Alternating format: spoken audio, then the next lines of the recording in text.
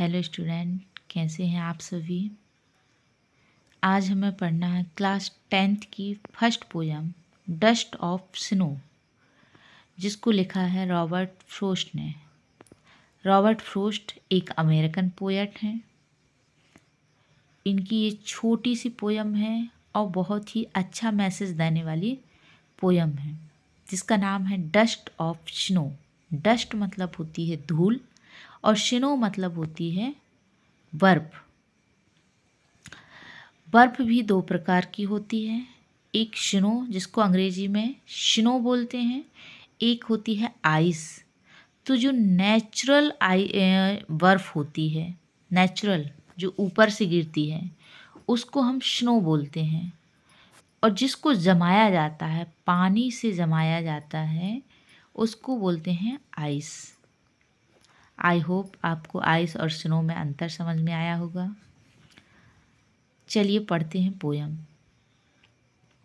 The big crow shook down on me the dust of snow from a hemlock tree has given my heart a chance of mood and saved some part of a day I had rued.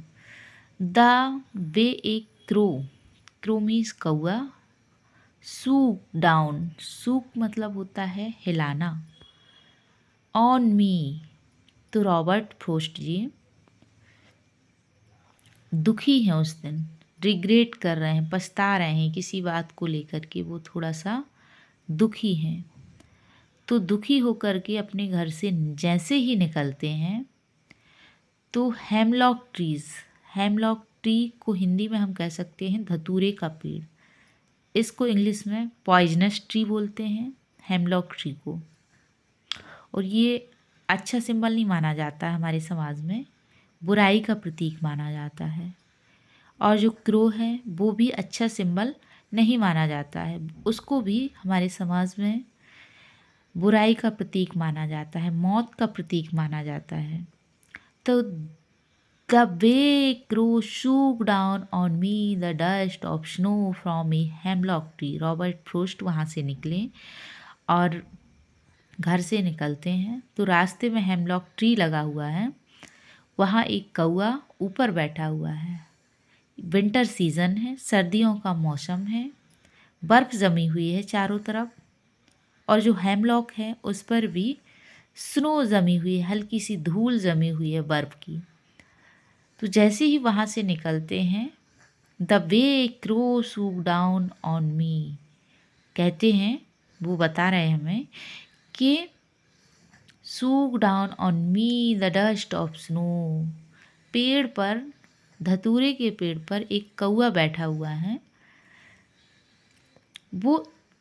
उसने पेड़ को हिलाया और पेड़ को जैसे ही हिलाया तो वहाँ जो डस्ट जमी हुई थी स्नो की, वो रॉबर्ट फ्रोस्ट जी के ऊपर गिर गई। Has given my heart A change of mood, और जैसे ही वो स्नो उनके ऊपर गिरी, बर्फ़ गिरी, उनके हार्ट का जो हृदय उनका दुखी था, वो मूड अब चेंज हो गया। एंड कह रहे हैं, and saved some part of a day I had rude, कह रहे हैं, और जो मेरा दिन बर्बाद हो गया था, बर्बाद हो रहा था, उसका कुछ पार्ट, सम पार्ट, कुछ भाग बच गया, बर्बाद होने से बच गया। तो ये रॉबर्ट फ्रोस्ट जी इसमें हमें मैसेज देते हैं इस पोयम के द्वारा कि कोई भी जो नेचर की चीज़ है वो कभी भी बुरी नहीं हो सकती है। समाज के द्वारा बताए गए जो भ्रांतियां हैं उनको हमें नहीं मानना है, जब तक उस चीज़ को हम खुद अनुभव ना करें। इस पोयम के माध्यम से बहुत ही अच्छा मैसेज दिया है रॉबर्ट फ्रोस्ट ने। आई होप आपको पोयम समझ में आई होगी। बहुत ही छोटी सी पोयम है। Thank you so much.